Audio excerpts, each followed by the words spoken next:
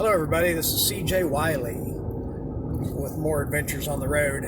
I just got done giving lessons in Mattoon, Illinois for 7 days. Trained 15 people, I believe, in that amount of time.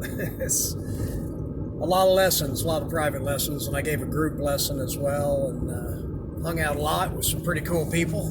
A lot of pool enthusiasts up around that area. I used to go over there when I was a kid.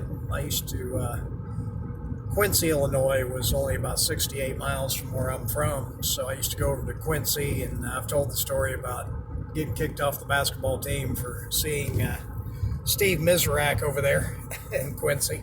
But I used to go over to Decatur and Peoria, and this Mattoon was always known as a big action spot, even though I never played directly there, just the surrounding areas. But, and of course, Chicago was where I won the National High School Championships. That's a funny story. To get into the National Championships, I had to win the state championships, then the regional ones to qualify for the Nationals. So the state championships was in Kansas City, Missouri, at Raytown Recreation. And when I went there was about 25 other kids, I think, that showed up. Anyway, I was already playing on the road a lot, had a reputation. When I was 17, I got second in the state of Missouri out of everybody, and a guy named Tom Ferry beat me in the finals. So anyway, I guess when I got to that tournament, some of the other kids didn't want to play, so they ended up telling me that they were just going to give me a spot and play another, for another spot in the tournament, which was fine with me. It's like getting a bye. So then I go to Rockford, Illinois for the regional championships to get into the nationals. And I called them up. It was about a 5-hour drive. So I called them up and told them who I was and asked them details. And they ended up talking to some people there and told me not to come, that they were just going to put me in the national championships and play another tournament for another spot. So that was 2 for 2. So then I went to the national championships, which was in Chicago, and that's where I met Lori John for the first time, and Mike Massey won the tournament. He was cool. He showed me some magic tricks that I ended up taking back to high school and freaking out my teachers with. And Earl Strickland, of course. I played in a mini tournament there, and Earl Strickland ended up beating me out of the mini tournament, but I got third place in the mini tournament and then won the National High School Championships pretty easily, really. I won, 5-0, 5-0, 5-1.